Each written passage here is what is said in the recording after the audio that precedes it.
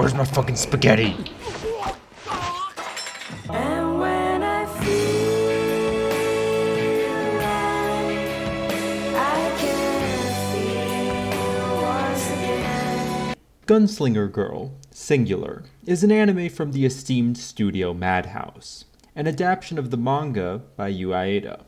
This series is set in an alternate version of Italy where the so-called years of lead stretched on into the 21st century.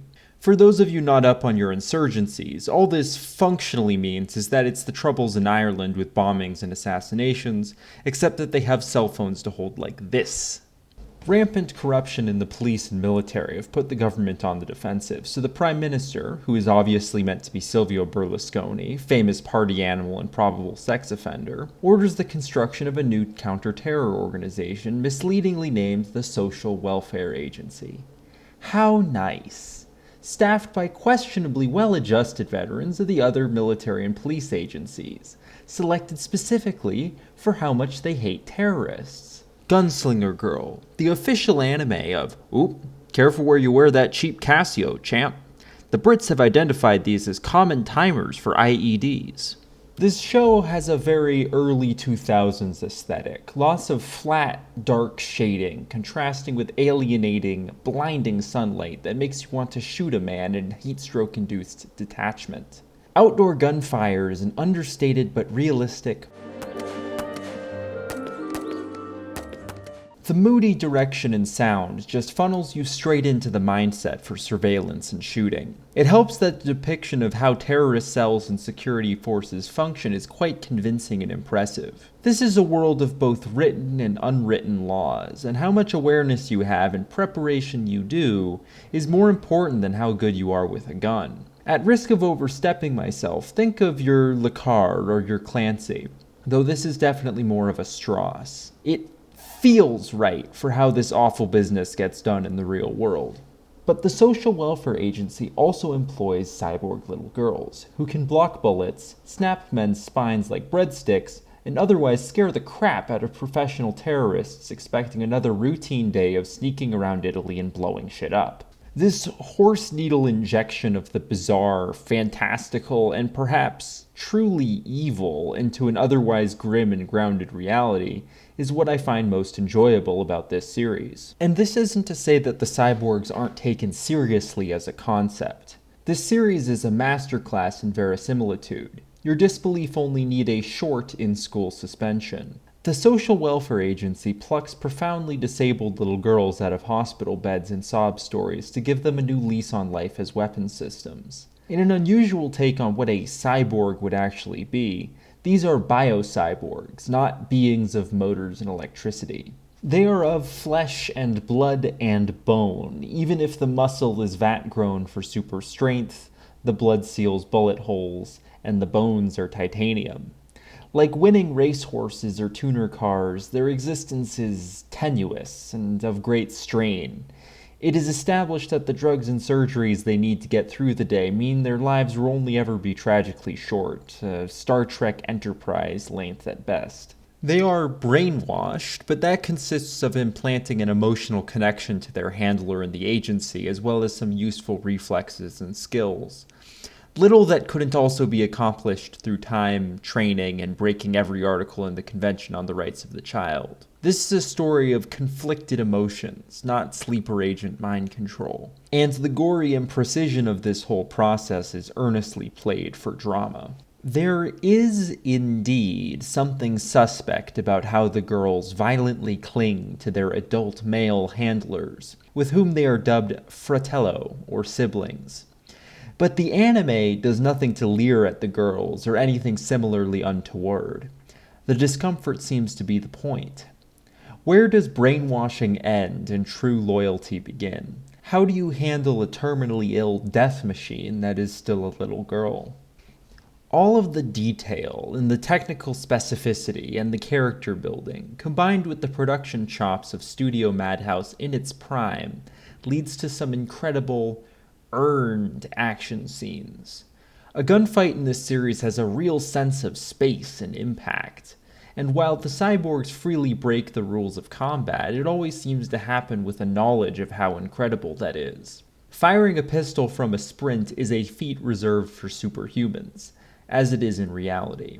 Firearms are chosen and depicted with an eye for technical accuracy, even if... Rico, you left the safety on. This is the prime stake of animated gunfighting, compared to the used paper towel stuffed into an empty bag of Oberto's beef jerky you get from the other Girls with Guns show of this era.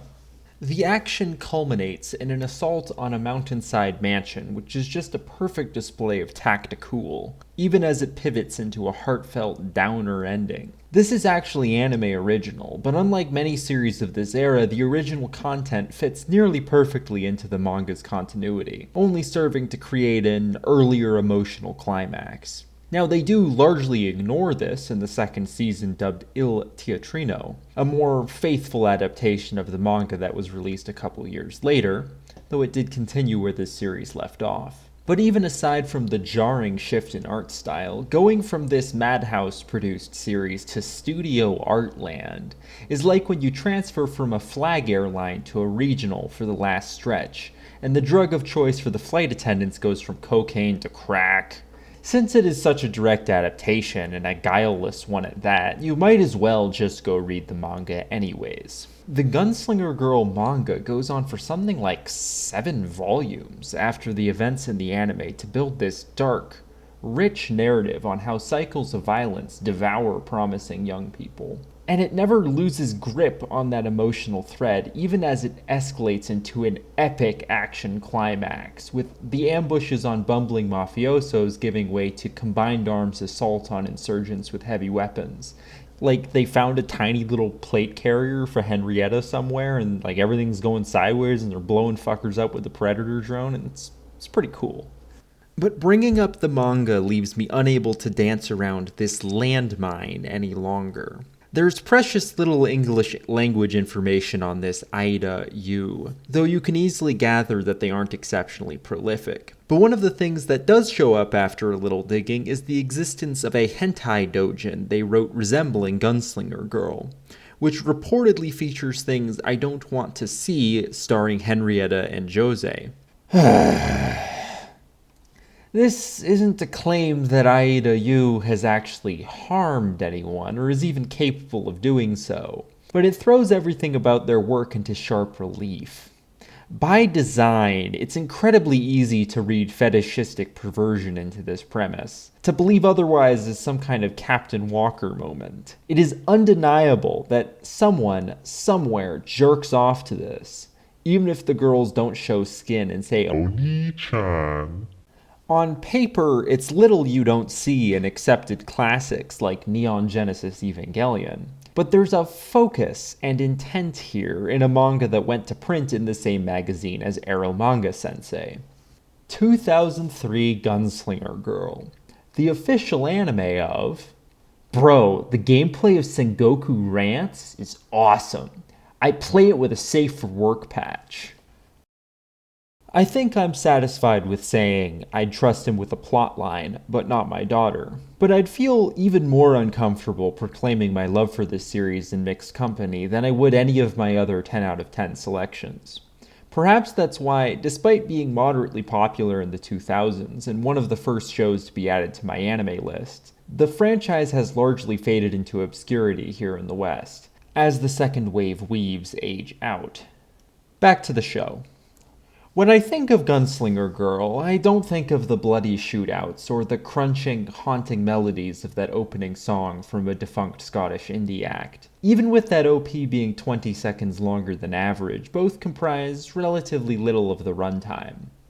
What sticks to the bones about Gunslinger Girl is the way Rico smiles through killing a friend and beatings which draw blood, because anything is better than being bedridden.